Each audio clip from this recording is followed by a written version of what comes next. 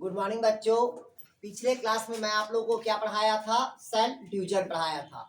Cell division में से मैं आप लोग को माइटोसिस पढ़ा दिया था, मियोसिस पढ़ा दिया था और एमाइटोसिस डिवीजन पढ़ा दिया था। ठीक है, अगला जो आप लोग को पढ़ाने जा रहे हैं, जो नया टॉपिक है वो है आपका एनिमल फिजियोलॉजी। ठीक है, तो एनिमल फिजियोलॉजी में से जनरली कितने चैप्टर होते हैं? 5 चैप्टर होता है। ठीक है, एनाटॉमी को छोड़ के। अभी क्लियर हुआ? मतलब इसमें से पहला जो टॉपिक है वो है आपका डाइजेस्टिव सिस्टम है, दूसरा है आपका रेस्पिरेशन है, तीसरा आपका एक्सक्रेशन है, चौथा सर्कुलेटरी सिस्टम है, ठीक, और पांचवा है आपका ग्लैंड्स होता है। क्लियर है? ठीक है, इन 5 है, तो 5 में से जो पहला है वो है आपका डाइजेस्टिव सिस्टम। तो इधर समझिएगा, ह्यूमन फिजियोलॉजी का ना किसका कहता है भाई? Human physiology. ठीक, ह्यूमन फिजियोलॉजी में देखिएगा पहला जो चैप्टर है हमारा कौन है भाई? आपका डाइजेशन। Digestion and absorption. क्या है भाई? Digestion and absorption.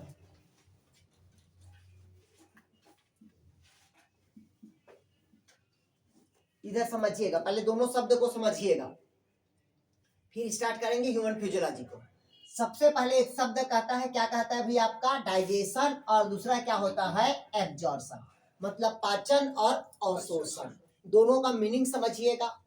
पाचन मतलब क्या होता है कि कोई भी जटिल कार्बनिक भोज्य पदार्थ को हम जिस रूप में खाते हैं उसी रूप में हम बाहर नहीं निकालते। क्लियर हुआ? हम अगर वो चीज को सॉलिड के रूप में खा रहे हैं तो हम इसी रूप में निकालते हैं क्या? इसको नहीं निकालते। मतलब इस सॉलिड चीज को हम एंजाइम की उपस्थिति में, किसकी उपस्थिति में? एंजाइम की उपस्थिति में छोटे छोटे अणु में क्या कर देते हैं? तोड़ते हैं। छोटे छोटे अणु में क्या करेंगे? तोड़ेंगे। और तोड़ने की क्रिया हमको क्या कहलाता है? वो पाचन। और पाचन क्रिया के दौरान हमको भोज्य पदार्थ क्या होता है? प्राप्त होता है। मतलब कुल मिला के हमको क्या प्राप्त होगा? एनर्जी प्राप्त होगा। क्लियर हुआ? और ये एनर्जी हमको तब प्राप्त होगा जब इस मॉलिक्यूल को, मतलब जो लार्ज मॉलिक्यूल है उसको हम तोड़ेंगे। तो तोड़ने के लिए हमारे माउथ में क्या रहता है? दांत होता है। और लार में क्या होता है? एंजाइम्स होता है। तो उन दोनों को सलाइवा करके क्या करता है? उसको अंदर लेके जाता है और एंजाइम की सहायता से उसको क्या करते हैं? तोड़ते हैं। तो इसको तोड़ने के लिए हमको अलग से क्या लेना पड़ता है? रेस्पिरेशन लेना पड़ता है, श्वसन लेना पड़ता है। जब श्वसन की क्रिया लेते हैं तब हमको एनर्जी किस रूप में प्राप्त होता है? एटीपी के रूप में प्राप्त होता है। क्लियर हुआ? मतलब पाचन वह क्रिया है जो सभी जीवों में क्या होती है? संपन्न होता है, जिसमें जटिल कार्बनिक भोज्य पदार्थ को सरल अणुओं में तोड़ना ही क्या कहलाता है? पाचन कहलाता है। क्लियर है? यह एंजाइम की उपस्थिति में ही क्या होता है? संपन्न होता है। क्लियर हुआ? जैसे आपको पता है कि रेस्पिरेशन ऑक्सीजन की प्रेजेंट में भी होगा और ऑक्सीजन की एब्सेंट में, दोनों क्रिया होगा। लेकिन जो पाचन की क्रिया होती है वो एंजाइम की उपस्थिति में ही होगा, बिना एंजाइम की उपस्थिति में नहीं होगा। क्लियर हुआ यहाँ तक के? कोई डाउट कहीं पास? अब जो भी पाचन की क्रिया होती है वो 2 प्रकार के होता है। एक कैसे होगा पाचन? समझ आ गया? पाचन अब मतलब जो बड़ा अणु है उसको छोटे अणु में हम क्या कर देते हैं? तोड़ देते हैं। तब वो क्या कहलाएगा? हमारा डाइजेशन। क्लियर हुआ है तक के? ये आ गया समझ आपको? फिर दूसरा कहता है एब्जॉर्प्शन। ये तो डाइजेस्ट हो गया, भोजन पच गया। अब पच गया तो उसको शरीर हमारा क्या करेगा? एब्जॉर्ब करता है। तो शरीर में जो एब्जॉर्प्शन की क्रिया होती है वो जनरली कहाँ होता है? तो स्मॉल इंटेस्टाइन पे होता है। कहाँ होता है? स्मॉल इंटेस्टाइन पे। और स्मॉल इंटेस्टाइन पे ही क्यों होता है? क्योंकि यहाँ पास क्या पाया जाता है? माइक्रोविलाई पाया जाता है। क्लियर हुआ ना तक के? तभी हमारे स्मॉल इंटेस्टाइन में अधिक मात्रा में क्या होता है? एब्जॉर्प्शन होता है। लेकिन पाचन की क्रिया अगर शरीर में बात करें, पाचन की क्रिया शरीर में अधिक मात्रा में कहाँ होता है? तो स्मॉल इंटेस्टाइन में। और मतलब एब्जॉर्प्शन की क्रिया होती है लेकिन अधिक मात्रा में भोज्य पदार्थ का जो पाचन होगा वो स्मॉल इंटेस्टाइन के ड्यूडेनियम में होता है, ड्यूडेनियम मतलब ग्रहणी में, आया समझ। इलियम में भोज्य पदार्थ के एब्जॉर्प्शन होगा, पाचन भी होगा, लेकिन अधिक मात्रा में जो डाइजेशन की प्रोसेस होती है वो ड्यूडेनियम में होता है। अभी आगे पढ़ेंगे, टेंशन मत लो। कौन सी भोज्य पदार्थ स्मॉल इंटेस्टाइन में एब्जॉर्ब होता है, वो लीवर पे स्टोर होता है ग्लाइकोजन। क्लियर है, मतलब जो भी पचित भोज्य पदार्थ स्टोर कहाँ रहता है, ग्लाइकोजन मतलब लीवर पे रहता है। क्लियर है, इसीलिए तो बोलते हैं मेरा जिगर का टुकड़ा उसको। क्लियर है, लीवर को ही कहा जाता है मतलब जिगर का टुकड़ा। ठीक, लेकिन स्मॉल इंटेस्टाइन से भोज्य पदार्थ को ले जाने वाला जो होता है उसको कहते हैं हिपैटिक पोर्टल वेन कहते हैं, जो स्मॉल इंटेस्टाइन से लीवर तक के लेकर जाता है वो। क्लियर हुआ है तक के, आगे बढ़ाएंगे, टेंशन मत लो इसका। तो ये समझ आया डाइजेशन। दूसरा समझ आ गया क्या होता है आपका एब्जॉर्प्शन। संग्रहित होगा तो लीवर पे, एब्जॉर्प्शन कहाँ होगा तो स्मॉल इंटेस्टाइन पे, और पाचन कहाँ होगा स्मॉल इंटेस्टाइन के तो अधिक मात्रा में ड्यूडेनियम में। ड्यूडेनियम मतलब ग्रहणी। क्लियर हुआ, ये बेसिक चीज है। अब आपका जो टॉपिक में है वो है आपका पाचन। ठीक, अब पाचन क्या है इसको समझिए, हेडिंग डालिएगा पाचन। इधर देखिए आप,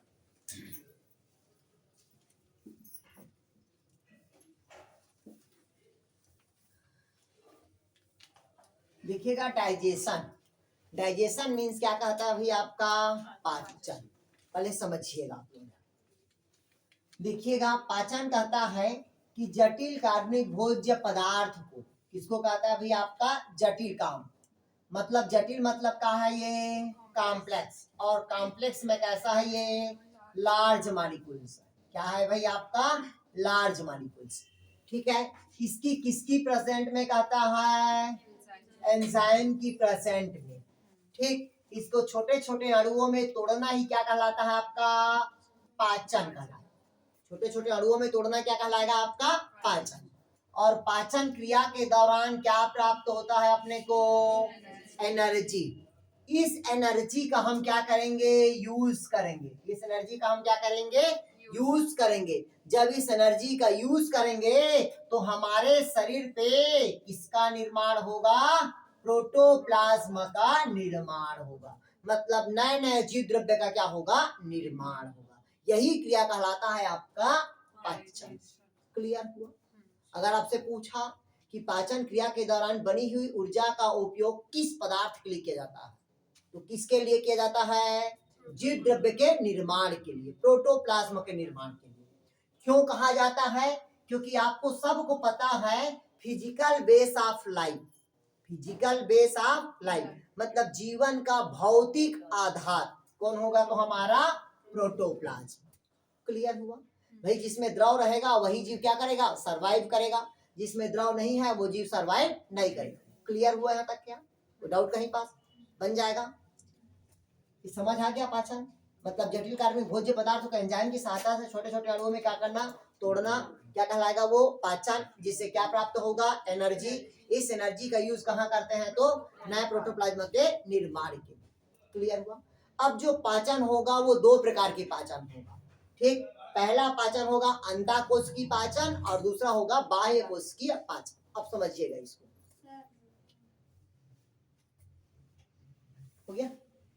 इसको क्या 3 शब्द तो लिखना है यार, लार्ज लिखना है, स्मॉल लिखना है, एनर्जी लिखना है, प्रोटोप्लाज्म लिखना है। क्लियर हुआ। इधर देखिए अब अगला इसी में कहता है आपका क्या कहता है, इधर देखिएगा अब कहता है इसके टाइप्स। टाइप्स अब क्या कहता है भाई आपका डाइजेशन। डाइजेशन मीन्स क्या कहता है पाचन के प्रकार। तो देखिएगा जो सेल्स होता है वो अलग अलग सेल होता है। जैसे आप लोग सेल क्या पढ़े हो यूनिसेलुलर मतलब एक कोष की, क्या होगा भाई एक कोष की।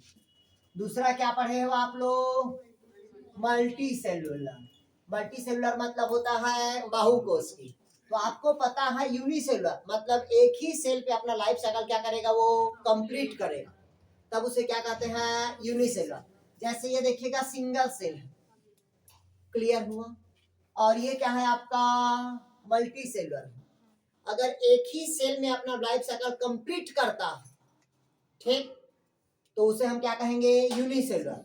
मतलब यूनिसेलुलर में क्या होता है कि कभी भी जो भोज्य का पाचन होता है वो कोशिका के अंदर होता है, क्योंकि एक कोशिका है और एक कोशिका है, तो इसका पाचन कहाँ होगा, तो कोशिका के अंदर होगा। जब कोशिका के अंदर पाचन हुआ तब इस प्रकार के पाचन को हम क्या कहेंगे, अंतःकोशिकीय पाचन। आया समझ? भाई एक सेल है, अब एक सेल है तो कोशिका के अंदर ही क्या होगा, उसका डाइजेशन होगा। तब हम उसे क्या कहेंगे, अंतःकोशिकीय पाचन। क्लियर हुआ? दूसरा पहले समझिएगा, ये एक सेल है, लेकिन वो कौन सा सेल है, मल्टी सेलुलर है। मतलब एक सेल से दो, दो से चार, चार से आठ, आठ से 16, 16 से 32 बढ़ते गया, तो उसको हम क्या कहते हैं, मल्टी सेलुलर। तो ऐसे जो कोशिका होगा उसमें भोज्य पदार्थ का जो पाचन होगा वो कोशिका के बाहर होता है। कोशिका के कहाँ होगा, बाहर होगा। इस कारण इसको हम क्या कहते हैं, बाह्य कोशिकीय पाचन कहेंगे। अब समझिएगा, जिसका भी शरीर एक सेल का बना होगा उसमें कौन सा पाचन होगा, अंतःकोशिकीय, और जिसका मल्टी सेलुलर होगा वो बाह्य कोशिकीय। तो आपके शरीर में कौन सा पाचन की क्रिया होगी, समझ आ गया? या तो इसमें देखिएगा, अंतःकोशिकीय मतलब किसमें कहता है, आपका अमीबा। क्योंकि अमीबा क्या होता है, एक कोशिकीय। लेकिन एक कोशिकीय होने के बावजूद भी उसमें वो सभी पांचों स्टेप होगा जो मल्टी सेलुलर पे होगा। पहले देखिए, पहले इन दोनों को समझिएगा, फिर उसके बाद पांचों अवस्था को समझिएगा। मतलब एक कोशिका है तो इसका लाइफ साइकिल कहाँ हुआ, एक ही कोशिका के अंदर संपन्न हुआ, इसका इसको क्या कहेंगे, अंतःकोशिकीय पाचन। ये मल्टी सेलुलर है, मतलब इसमें भी भोज्य पदार्थ का पाचन हुआ, लेकिन कोशिका के कहाँ निकल के हुआ, बाहर हुआ। इस कारण इसको हम क्या कहते हैं भाई, बाह्य कोशिकीय पाचन। और दोनों पे वही 5 स्टेज संपन्न होगा। मतलब पहला अंतःग्रहण, दूसरा पाचन, तीसरा अवशोषण, चौथा स्वांगीकरण, पांचवा बहिष्करण। क्लियर हुआ? मतलब पहला क्या होगा, इगेशन, दूसरा डाइजेशन, तीसरा एब्जॉर्प्शन, चौथा एसिमिलेशन और पांचवा क्या होगा, एक्सक्रिएशन होगा। वही पांचों अवस्था होगा। बट अमीबा में क्या होगा, पहला देखिए, पहला इसको देखते हैं कोशिका को। ठीक, मतलब पाचन के कितने प्रकार लिखे आप लोग, 2 प्रकार से। पहला क्या लिखे, अंतःकोशिकीय पाचन जो एक कोशिकीय पे होता है, और दूसरा क्या लिखे, बाह्य कोशिकीय पाचन जो बहुकोश मतलब कौन से जीव में होता है, बहुकोशिकीय जीवों में। ठीक, इधर देखिए, जैसे अमीबा। ठीक, अमीबा क्या है भाई, मान लीजिएगा यूनिसेलुलर, एक कोशिकीय। ठीक, इधर देखिए, पहले ध्यान समझिएगा, ये अमीबा है, ये क्या है भाई, अमीबा। अमीबा का कोई साइज शेप है क्या, नहीं। क्यों नहीं है साइज से, गुड। मतलब इसमें सेल वाल क्या है, एब्सेंट, पहला कंडीशन। ठीक, अब ये कहाँ पाया जाता है, तो पानी पे। कहाँ पाया जाता है, पानी में। अब देखिए, जब पानी में पाया जाता है और ये यूनिसेलुलर है तो क्या क्या खाता होगा, ये लिक्विड भी खाता होगा और सॉलिड भी खाता होगा। मतलब प्लांट्स भी खाता है और एनिमल्स का भी खाता है। मतलब एनिमल्स का जो मांस वांस रहता है ना, उसको टुकड़ों में वो खाता है। अब बड़े मछली को नहीं खाएगा, उसका टुकड़ा बोला ना, नहीं आया समझ? जो मरा हुआ उसका कीड़ा उड़ा रहेगा, उसी को क्या करता है, ये खाता। आया समझ? तो इधर देखिए, अब मान लीजिए समुद्र में क्या रहता है, ये पानी पे है या समुद्र पे है, तो अब इसके भोजन को पकड़ने को कोई अंग है क्या, नहीं है। तो सबसे पहले ये पानी को क्या पैदा करता है, ये लहर पैदा करता है। पानी को क्या पैदा करेगा, लहर। आप लोग बुरा मत मानिएगा, नदी किनारे छोटे छोटे में बैठे होंगे, ठीक, और बैठ के पानी कैसे लहर लेते रहे होंगे, ठीक। तो दूर पे गेंद रहता था, वो नजदीक आ जाता था। गौर किए हो? ठीक, नहीं किए होगे तो करके देख लेना। ठीक, मतलब अपने तरफ करोगे तो उसी प्रकार से क्या होता है, अमीबा लहर पैदा करता है और भोज्य पदार्थ इसके इतने दूर होता है तो धीरे धीरे जो भोज्य पदार्थ है उसके नजदीक आता है।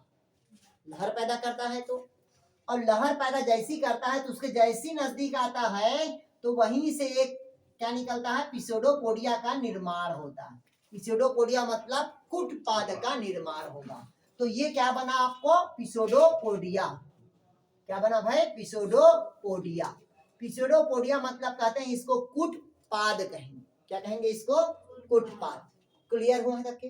जैसे भी भोजन को पकड़ने के लिए किसका निर्माण हुआ, कूटपाद का।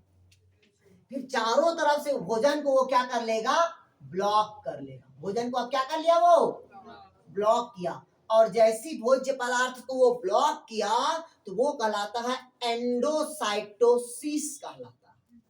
क्या कहलाएगा वो, एंडोसाइटोसिस। अब ये क्या कहलाएगा, यहाँ पास भोज्य पदार्थ को एब्जॉर्ब किया तो एंडोसाइटोसिस, मतलब कोई भी भोज्य पदार्थ को शरीर के अंदर क्या कर लिया, ग्रहण कर लिया। इस कारण ये कहलाता है इंगेशन कहलाएगा। क्या कहलाएगा, इंगेशन, मतलब अंतः ग्रहण कहलाएगा। क्लियर हुआ पहला। अगर पूछा है एंडोसाइटोसिस क्या है, तो भोज्य पदार्थ को शरीर के अंदर ग्रहण करना क्या कहलाएगा, एंडोसाइटोसिस कहलाएगा। क्लियर हुआ यहाँ तक के, आगे समझ।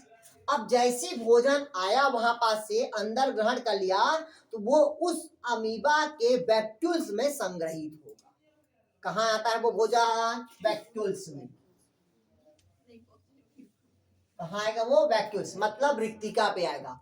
और जैसी रिक्तिका पे आएगा तो उसके छोटे छोटे पार्ट्स में अब क्या करेगा, उसको तोड़ देगा। और छोटे छोटे पार्ट्स में तोड़ना ही उसको क्या कहलाएगा, या वो डाइजेशन कहलाएगा। क्या कहलाएगा, वो डाइजेशन।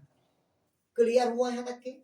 जैसे डाइजेस्ट हो गया तो वो जो पचित भोज्य पदार्थ को अब क्या करेगा, वो एब्जॉर्ब करेगा। तो पच गया और पचने के पश्चात उसको क्या किया, वो एब्जॉर्प्शन किया। क्या किया, एब्जॉर्प्शन। एब्जॉर्प्शन मीन्स क्या होगा, अवशोषण करेगा। क्या करेगा वो, अवशोषण। अब जैसे उसका अवशोषण किया, क्लियर हुआ, किसका अवशोषण किया, भोज्य पदार्थ का एब्जॉर्प्शन किया।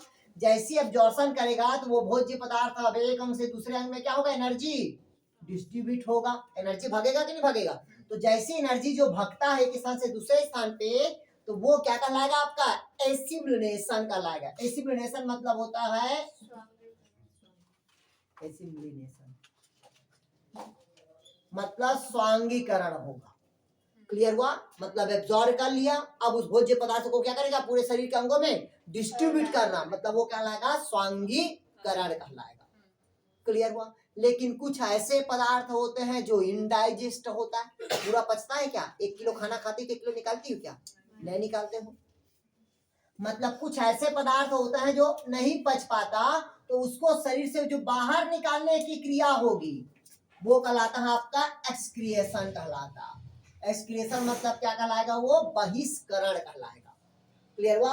और यही जो एक्सक्रिएशन की क्रिया होगी वो कहलाता है एक्सोसाइटोसिस कहलाएगा। क्या कहलाएगा वो, एक्सोसाइटोसिस। इससे जो क्वेश्चन बनता है, क्या बनता है कि अमीबा एक कोष की जीव है, क्या उसमें पांचों अवस्था होती है, पाचन की प्रक्रिया। गुड, मतलब पांचों प्रक्रिया होगा, बट उसमें भोजन कहाँ संग्रहित रहेगा, तो वैक्यूल्स में होगा। आया कुछ समझ, मतलब फिर से एक बार, मतलब इसमें एक एक्स्ट्रा पाया जाता है वैक्यूल्स, वो संग्रहित होता है उसी जगह पे, जैसे हमारे में स्टमक, ठीक, उसके में वैक्यूल्स। क्लियर हुआ। मतलब अमीबा में कौन सा अवस्था होगा, 5। पहला अंतःग्रहण, दूसरा पाचन, तीसरा अवशोषण, चौथा बहिष्करण स्वांगीकरण, और पांचवा क्या होगा, बहिष्करण। मतलब इगेशन, डाइजेशन, एब्जॉर्प्शन, एसिमिलेशन और एक्सक्रेशन, यही 5 अवस्था होता है किसमें होता है, तो अमीबा में। बट भोज्य पदार्थ को शरीर के अंदर ग्रहण करना क्या कहलाएगा, वो एंडोसाइटोसिस। और शरीर से अपचित भोज्य पदार्थ को बाहर करना वो क्या कहलाएगा, आपका एक्सोसाइटोसिस कहलाएगा। क्लियर हुआ। सर एक बार एंडोसाइटोसिस से समझाइए, एक बार फास्ट में। इधर देखिएगा, ध्यान से सुनिएगा आप। जैसे कि क्या कहता है भाई, मैं आपको बताया था ये अमीबा है। ये क्या है भाई, अमीबा। ये भोजन जैसे इसके नजदीक आया तो यहाँ पास किसका निर्माण होगा बताया था मैं आप लोग को, पिसोडोपोडिया। क्योंकि मैं पहले बता दिया हूँ अमीबा में पिसोडोपोडिया मिलेगा। अमीबा में क्या मिलेगा, पिसोडोपोडिया। पैरामीशियम में क्या मिलेगा, सिलिया। जितना भी प्रोटिस्टा ग्रुप का होगा, सुन लो बार बार मैं बताऊंगा, जितने भी मतलब जो प्रोटोजोवंस ग्रुप का होगा, प्रोटिस्टा ग्रुप का, उन सब में क्या पाया जाता है, सिलिया पाया जाता है। क्लियर हुआ। और जितने भी बैक्टीरिया ग्रुप का होगा, या एल्गी ग्रुप का होगा उसमें हमेशा क्या मिलता है, फ्लैजिला। आया समझ में तक? नहीं आया? तीनों का काम अलग अलग है। पहला बताया पिसोडोपोडिया, भोज्य पदार्थ को क्या करता है, ये पकड़ता है, लोकोमोशन में क्या करेगा, ये भाग लेगा। दूसरा क्या बताया, सिलिया, पूरे शरीर के चारों तरफ सिलिया, लोकोमोशन क्या करेगा, वो भाग। और फ्लैजिला का क्या काम होता है, लोकोमोशन भी क्रिया करता है। आया समझ? तीनों का अलग अलग काम है। तो पहला पिसोडोपोडिया, उसको भोजन को जकड़ लिया, जैसे भोजन को जकड़ लिया तो भोजन कहाँ गया, अंदर आ गया। जब भोजन अंदर आया तो उसे कौन सी क्रिया कहते हैं बताया था, एंडोसाइटोसिस। जैसी भोजन अंदर आ गया तो इसको ब्लॉक कर दिया, ब्लॉक करने के बाद इसका मुंह खुल गया, खुलने पश्चात भोज्य पदार्थ को क्या कर लिया, वो ग्रहण कर लिया। तो भोज्य पदार्थ को ग्रहण करना मतलब क्या कहलाएगा, वो अंतःग्रहण। जैसी अंतर्ग्रहण कर लिया तो छोटे छोटे पार्ट्स में इसको तोड़ दिया, तो ये क्या कहलाएगा आपका, पाचन मतलब डाइजेशन। डाइजेशन के बाद इसको शरीर छोटे छोटे पार्ट्स को क्या कर लिया, एब्जॉर्ब कर लिया, तो उसको क्या कहते हैं, वो अवशोषण। ठीक, क्योंकि यही अंतःग्रहण के पास क्या रहता है, वैक्यूल से होता है, जिसको कहते हैं रिक्तिका। ठीक, अवशोषण होने के पश्चात उसको क्या कर दिया, पच गया भोजन, तो शरीर के विभिन्न अंगों में क्या करेगा, वो डिस्ट्रीब्यूट करेगा। तो डिस्ट्रीब्यूट करेगा मतलब क्या करेगा, वो स्वांगीकरण, मतलब क्या कहते हैं उसको, एसिमिलेशन। और जो नहीं पच पाया, जिसको शरीर से कहाँ कर रहा है, वो बाहर करेगा, उसको क्या कहेंगे, बहिष्करण। मतलब क्या कहेंगे उसको, एक्सक्रेशन, या उसी को हम क्या कहते हैं, एक्सोसाइटोसिस। ठीक, तो लिखिएगा अमीबा होलोजोइक होता है, लिखिएगा अमीबा होलोजोइक प्रकार का भी होता है।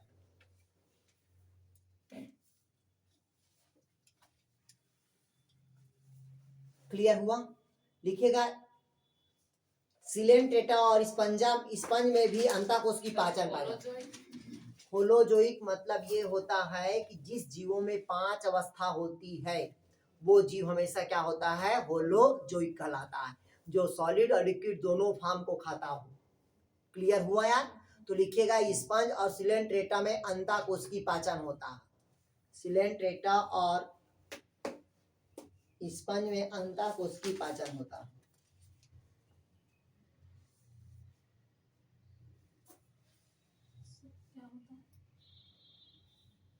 स्पंज और सिलेंट्रेटा में अंतःकोश की पाचन होता है। हो गया यार? क्लियर हुआ? कोई डाउट कहीं पास? दूसरा लिखेंगे आप लोग बाह्य कोश की पाचन, तो लिख लीजिएगा बहुकोश की जीवों में पाया जाता है, मतलब हायर मल्टीसेलुलर ऑर्गेनिज्म में पाया जाता है। तो लिख लिए हो आप लोग। ठीक, अब डायरेक्ट हम पढ़ाते हैं मनुष्य में पाचन को यार। क्लियर हुआ? तो मैं एक ह्यूमन बॉडी का डायग्राम बना दूं। ठीक, डायग्राम को बना लेना, फिर उसके मैं अलग अलग पार्ट्स को समझाते हुए जाऊंगा। चलिए इधर देखिएगा यार, तो थोड़ा सा ऊपर तक के जाएगा, कंफ्यूज नहीं होंगे। ठीक, फोटो खींच के ग्रुप में डाल देना यार। ठीक, वीडियो में थोड़ा सा उसको आप नीचे कर देना। ठीक, इधर देखिए, पहले समझ लीजिएगा। आ रही है?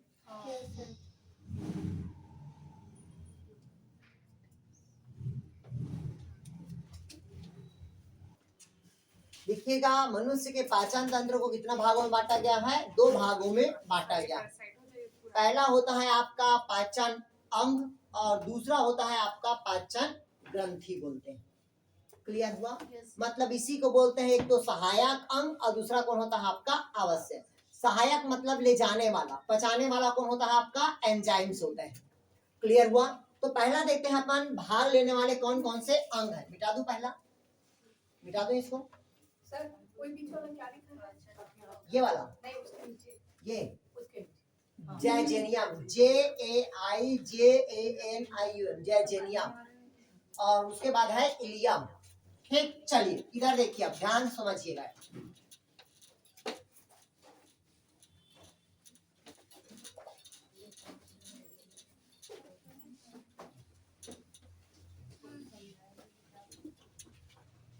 इधर देखिएगा, सबसे पहले क्या कहता है भाई आपका, मतलब मनुष्य का पाचन तंत्र। मनुष्य के पाचन तंत्र को जनरली कितना भागों में बांटा गया बताया था मैं आप लोग को, 2 भागों में। पहला होता है आपका एलिमेंट्री केनाल। पहला क्या होगा भाई, एलिमेंट्री केनाल, और दूसरा होता है आपका पाचन ग्लैंड। पाचन ग्लैंड मतलब होता है डाइजेस्टिव ग्लैंड्स होगा। क्लियर हुआ? मतलब पहला कौन होगा आपका आहार नाल और दूसरा क्या होगा आपका पाचन ग्रंथि होगा, मतलब ग्लैंड्स होगा। तो सबसे पहले देखिएगा जो आहार नाल होता है जिसको कहते हैं अपन एलिमेंट्री केनाल, ठीक। तो आपको पता होना चाहिए कि माउथ से लेकर कहां से लेकर कहता है भैया आपका माउथ से लेकर मल द्वार तक एक लंबी नली के समान क्या होता है संरचना होता है। क्लियर हुआ? तो ये जो माउथ से लेकर मल द्वार तक एक लंबी नली के समान जो संरचना होता है उसे ही अपन क्या कहते हैं एलिमेंट्री केनाल। मतलब लॉन्गिट्यूडनल है, लंबी ट्यूब लाइक क्या है संरचना है। ध्यान समझिएगा किसके समान संरचना है, ट्यूब लाइक संरचना है, नली के समान संरचना है। कहीं पास सकरा है, कहीं पास चौड़ा है। क्लियर हुआ? मतलब अलग अलग साइज और शेप में है।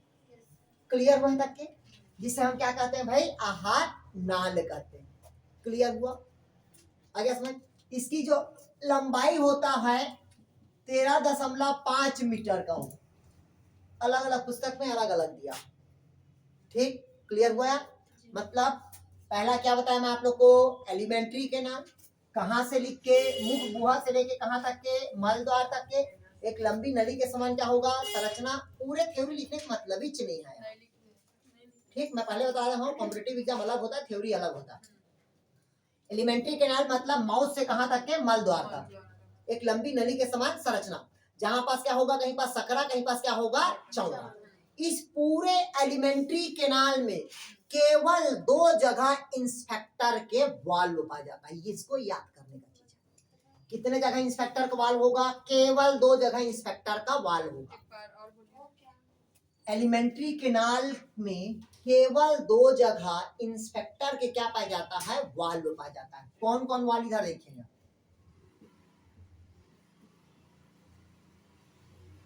ये देखिएगा ये इंस्पेक्टर के वाल्व पाया जाता है। समझिएगा कहां कहां पाया जाता है। एक तो डायफ्राम के पास रहेगा, किसके पास रहता है डायफ्राम, मतलब स्टमक के ऊपर। ये जैसे स्टमक इसके ऊपर पे यहाँ पास एक वाल्व पाया जाता है जिसको कहते हैं अपन इंस्पेक्टर के वाल्व। पहला वाल्व समझा क्या? क्लियर हुआ? कभी कभी इसको कार्डियक का वाल्व भी कहते हैं, कभी कभी क्या कहते हैं इसको कार्डियक का वाल्व कहेंगे। आया समझ तक के?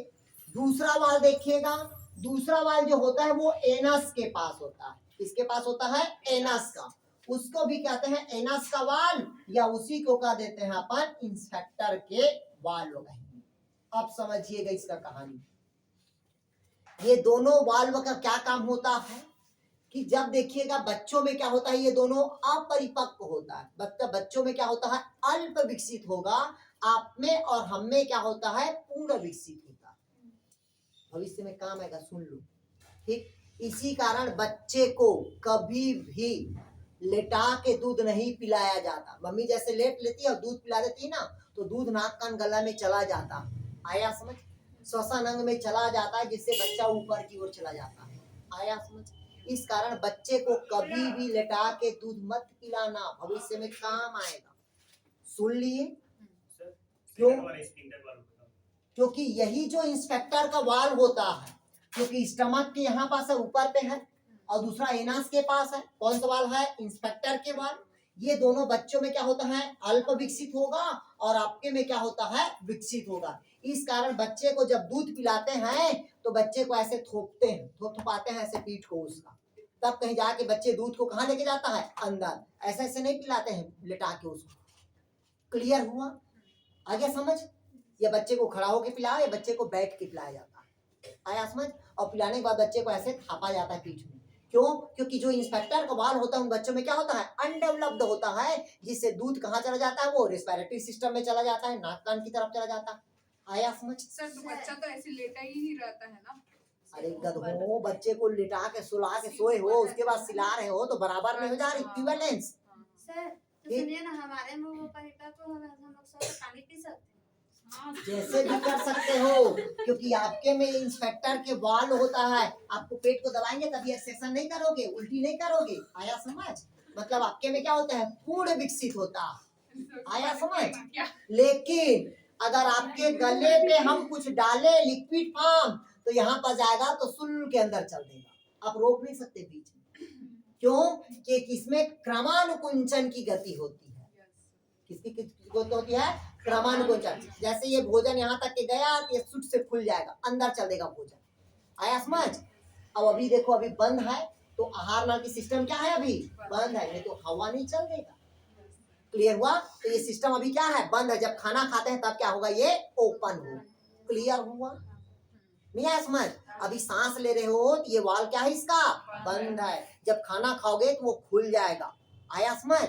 इसीलिए बोलते हैं कि खाना खाते खाते कभी भी चौला के नहीं खाना चाहिए, मतलब ऐसा कि मुंह खुला होने का नहीं खाना चाहिए, क्योंकि मुंह के साथ कौन चला जाएगा? हवा चला जाएगा, और हवा के साथ खाना चल जाएगा तो एक दिक्कत होगा। ये कौन सी दिक्कत होगा? गैस का। आया समझ? इसलिए बुजुर्ग लोग बोलते हैं कि खाना उससे मेरा नींद खुलता है। और खाना खाते खाते कभी भी ठीक मुंह को हमेशा बंद करके खाना चाहिए। क्लियर हुआ है तक के? तो पहला समझ गए एलिमेंट्री कैनाल। एलिमेंट्री कैनाल में क्या पाया जाता है? आपका इंस्पेक्टर का बाल पाया जाता है। इसकी लंबाई कितना होगा? 13.5 मीटर होगा।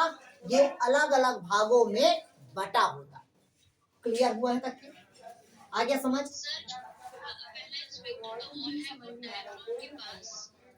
हाँ ठीक, यही होता है, इंस्पेक्टर के बाल होता है। वही बंद और खुला रहता है उसी में।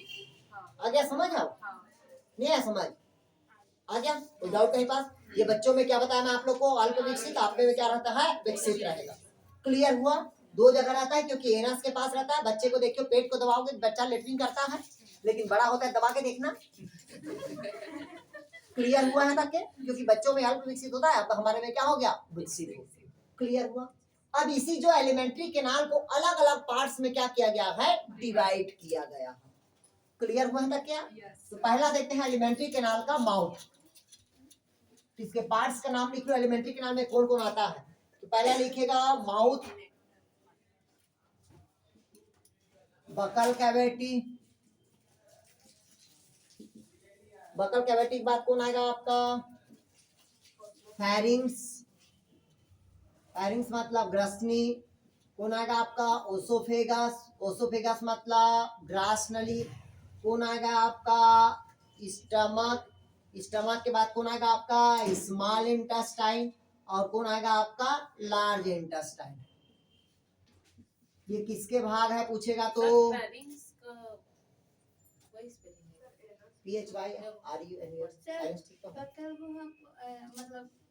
अरे इसको मुख और इसको जबड़ा बोलते हैं। क्लियर हुआ? या बकल कैविटी मुख गुहा बोल देते हैं। पहला मुख, दूसरा मुख गुहा, तीसरा कौन होगा आपका? फेरिंग्स मतलब ग्रसनी, चौथा क्या होगा? ग्रास नली, अमाशय, छोटी आंत और बड़ी आंत। ये सब किसके भाग हैं? एलिमेंट्री कैनाल के। क्लियर हुआ?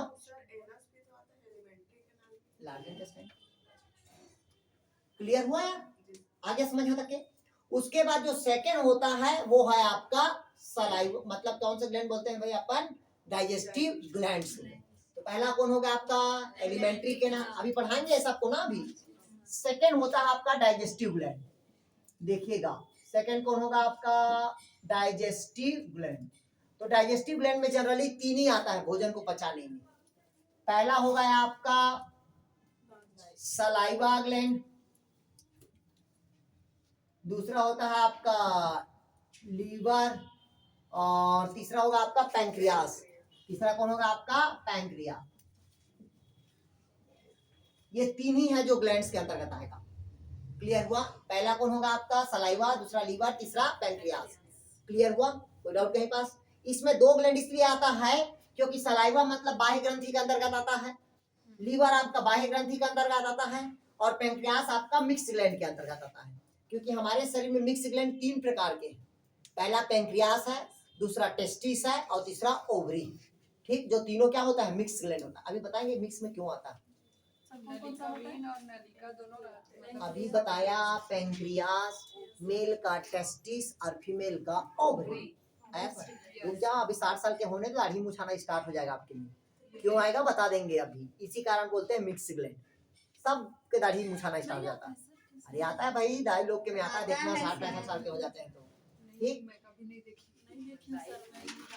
ठीक है, आता है दादी लोगों में, क्यों आता है बता दूंगा, सबके में नहीं आता, बता दूंगा किसके किसके में आता है।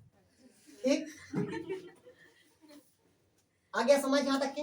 मतलब पहला क्या होगा, एलिमेंट्री कैनाल। एलिमेंट्री कैनाल के कौन कौन से पार्ट हुआ पहले, mouth, buccal cavity, pharynx, oesophagus, stomach, small intestine, large intestine. ये किसके पार्ट हुआ, एलिमेंट्री कैनाल का। सेकंड कौन सा होगा आपका, डाइजेस्टिव ग्लैंड। डाइजेस्टिव ग्लैंड का कौन होगा आपका, सलाइवा ग्लैंड। दूसरा लीवर, तीसरा कौन होगा आपका, पैंक्रियास। तो पहला देखते हैं अपन, क्या देखते हैं भाई, माउथ। क्लियर हुआ, पहला हेडिंग डालिएगा माउथ। एलिमेंट्री कैनाल तो बता दिया मैं आप लोग को, कई पार्ट्स में डिवाइड होता है। ठीक,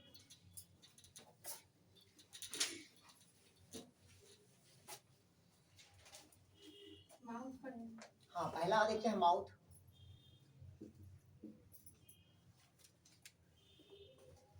ठीक है, इधर देखिए, सबसे पहले क्या कहता है, माउथ। माउथ मतलब होता है मुख गुहा। क्लियर हुआ, तो मनुष्य का जो मुख गुहा होता है एक दरार नुमा संरचना होता है। दरार मतलब समझते हैं, फटा हुआ दिखाई देता है। क्लियर है, जैसे जमीन फटता है ना, उसी प्रकार से मनुष्य का मुख गुहा क्या होता है, फटा हुआ दिखाई देता है, जो नाक के नीचे क्या होता है, स्थित होता है। उसे हम क्या कहते हैं भाई, मुख गुहा। क्लियर हुआ, मुख गुहा में जनरली जो काम का है वो है आपका, पहला है आपका दांत। पहले दांत पढ़ा ले, फिर बकल कैविटी पढ़ाएंगे, फिर जीभ पढ़ाएंगे। तो पहला लिखेंगे आप लोग, क्या लिखेंगे भाई, दांत। पहला दांत लिखा है कि पूरे मुख गुहा के बारे में बता दे पहले, देखिए चलो मुख गुहा के बारे में समझ लो पहले। सबसे पहले देखिएगा, ये हमारा मनुष्य का क्या होता है, मुख होता है। ठीक, जो जनरली क्या होता है, मतलब एक उभारनुमा क्या होता है आपका, संरचना होता है। किसके समान संरचना होगा, उभारनुमा संरचना होगा। ऊपर का जो माउथ होता है, आ करते हैं ना, ऊपर की तरफ जब टच करते हैं तो वो कठोर तालु होता है। क्या होता है वो, कठोर तालु। और निचले वाला जो पोर्शन होता है वो क्या होता है, सॉफ्ट होता है। दोनों मुख गुहा के बीच में क्या पाया जाता है, जीभ पाया जाता है। ऊपर को कहते हैं ऊपरी जबड़ा, नीचे को कहते हैं निचली जबड़ा। क्लियर हुआ, इसी जबड़ों में हमारा दांत क्या होता है, स्थित होता है। क्लियर हुआ, अभी मुख गुहा का एंजाइम्स नहीं बता रहे हैं। जो तीन प्रकार के जो ग्लैंड्स होता है, वो तीनों प्रकार के ग्लैंड से ही क्वेश्चन बनता है। ठीक, पहला यहाँ पास होता है आपका पैरोटिड ग्लैंड। कौन सा ग्लैंड होता है, पैरोटिड ग्लैंड। दूसरा होता है ये जो मैक्सिलरी ग्लैंड होता है, और जीभ के नीचे होता है वो सबलिंगुअल ग्लैंड होता है। तीन ग्लैंड होता है, तीनों अलग अलग डक्ट में खुलता है, इसी को पूछता, तो उसको ग्लैंड्स में पढ़ाऊंगा मैं। क्लियर हुआ, मतलब मनुष्य का मुख गुहा क्या है, एक उभारनुमा मतलब संरचना है या दरारनुमा संरचना है। जो दो जबड़ों होता है, एक ऊपर जबड़ा, दूसरा क्या होगा, नीचे। ऊपर तालु क्या होगा, कठोर, नीचे तालु क्या होगा, सॉफ्ट होगा। दोनों तालु के बीच में क्या पाया जाता है, जीभ, और दोनों जबड़ों में क्या पाया जाता है, तो दांत पाया जाता है। और मुख गुहा का सबसे जो मजबूत पार्ट होता है, ये क्या होता है, ये क्या बोलते हैं, इसको लोअर जा बोलते हैं। क्लियर हुआ, ये सबसे मजबूत होता है, तो इसको हड्डी में पढ़ाएंगे अपन। सबसे मजबूत नहीं होता वो, टेस्ट मतलब वो क्या करता है, टेस्ट का काम करता है जीभ। क्लियर हुआ, तो पहला लिखिएगा आप लोग, दांत लिखिएगा। मुख गुहा में जो क्वेश्चन जो पूछता है वो आपका दांत का है, टीथ। इधर देखिएगा, देखिएगा दांत का सबसे चमकीला पार्ट्स और सबसे मजबूत पार्ट्स होता है इनेमल होता है। ठीक, कौन होता है भैया आपका, इनेमल।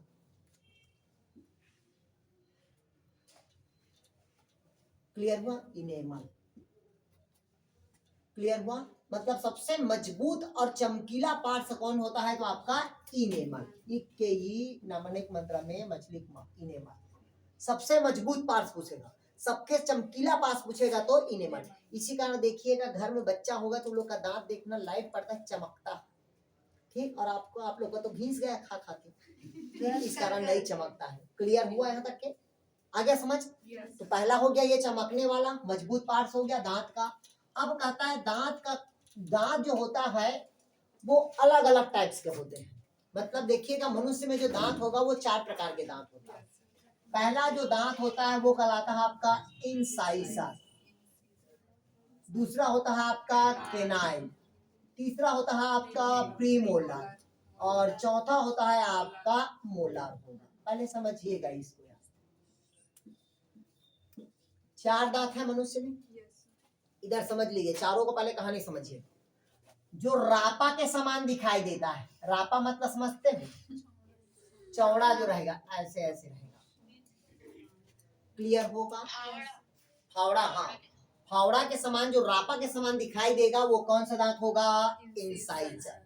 हम बताए ना, इसी नाम से हमारे यहाँ मिसेस से लड़ाई होता है बोल के, वो घर 2 दांत चौड़ा है थोड़ा सा, तो हम बोल देते हैं सिर काटती है तो। ठीक, ये क्या कहलाता है? इंसाइजर। इंसाइजर मतलब क्या होता है? रापा। ठीक, मतलब देखिएगा, मेरा भी तो देखिए ऐसे इन दोनों का दांत क्या है? चौड़ा है। हमारा दांत देखिएगा छोटा छोटा है, देखिए नहीं है, छोटा छोटा। ठीक, तो ये जो सामने ऊपर का रहता है और नीचे का रहता है वो कौन सा दांत होता है? इंसाइजर। इसका काम होता है कोई भी भोज्य पदार्थ को क्या काम करता है? ये काटने का काम करता है, केवल काटने का काम। रापा मतलब इंसाइजर, इसका क्या काम होता है? केवल भोज्य पदार्थ को काटने का। इसकी संख्या एक तरफ की बात कर रहे हैं। किसकी तरफ की बात कर रहे हैं? एक तरफ का, ऊपर की बात कर रहे हैं। क्लियर है? तो हमेशा इंसाइजर की संख्या कितना होगा आपका? 2 होगा। ये क्या काम करता है? भोज्य पदार्थ को काटने का। क्लियर है तक? दूसरा होता है केनाइल। ठीक है, केनाइल मतलब हमेशा ऐसे रहता है, ये देखिएगा ऐसे रहता है, ये केनाइल कहलाता है। ठीक, ये केवल भोज्य पदार्थ को फाड़ने का काम करता है। कोई भी चीज को क्या करता है? ये फाड़ता है। गन्ना खाया हो ना बिना?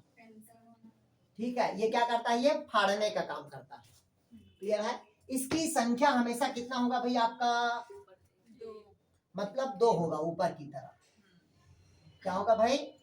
मतलब 1 होगा यार, क्या होगा? ये 1 होगा। एक तरफ की बात कर रहे हैं अभी पहले।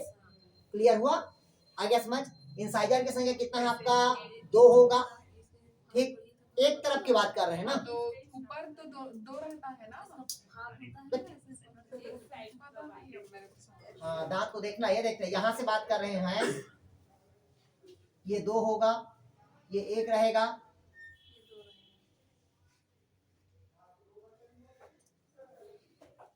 ठीक, ये एक तरफ की बात कर रहे हैं। इंसाइजर की संख्या कितना होगा? 2। किनाइल की संख्या कितना होगा? 1।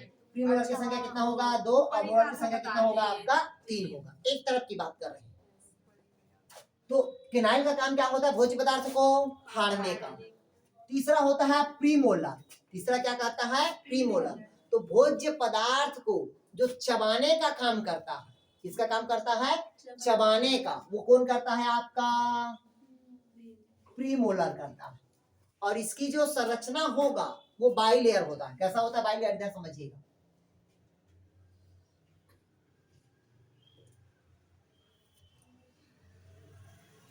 ऐसा होता है ये बाइलेयर। 2 खांच रहता है। कितना खांच रहता है? 2। इस कारण इसको क्या कहते हैं? प्रीमोलर कहते हैं, जो चबाने का काम करता है। और तीसरा होता है जिसको हम क्या कहते हैं भाई? मोलर कहते हैं, जो पूर्ण रूप से भोज्य पदार्थ को क्या करता है? पीसने का काम करता है। ये चबाने का, और ये क्या करता है भाई? आपका भोजन को पीसने का काम करता है। क्लियर हुआ यहाँ तक? क्या आ गया समझ? मतलब पहला क्या था? इंसाइजर। दूसरा क्या है? केनाइल।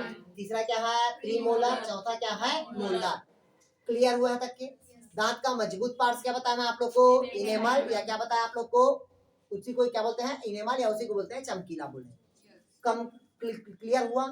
अब देखिएगा इसका दंत सूत्र देखिए। सर ये कैसे रहेगा? ये मोलर ऐसे रहता है, ऐसे रहता है, 3 रहता है। क्लियर हुआ? आ गया समझ? इसी उदाहरण का तो मोलर बोलते हैं। कैसा के हो गई हो? 28 पूछा। क्लियर हुआ? 28 लेकिन मेरा तो अभी से 28 दांत ऐसा लगता है। क्लियर हुआ? मतलब दांत कितने प्रकार का होगा? 4। पहला इंसाइजर, दूसरा केनाइल, प्रीमोलर और मोलर। अब हम देखते हैं दंत सूत्र। क्या ये 2 और ये 3 रहेगा? सर जी दांत 28 का रहता है। अरे बता रहा हूँ ना तभी क्यों नहीं चले थे। वही तो बोल अब देखते हैं दांत, देखिए अब देखते हैं दंत सूत्र। ओ सॉरी, अजमान पर हो ना। ठीक है, तो कल आप लोग इसको, कल से मैं आप लोग को स्टार्ट करूंगा दंत सूत्र को, मतलब कल शुरू से पढ़ा दूंगा इसको मैं आप लोग को। ठीक है, तो कल आप लोग का क्लास रहेगा।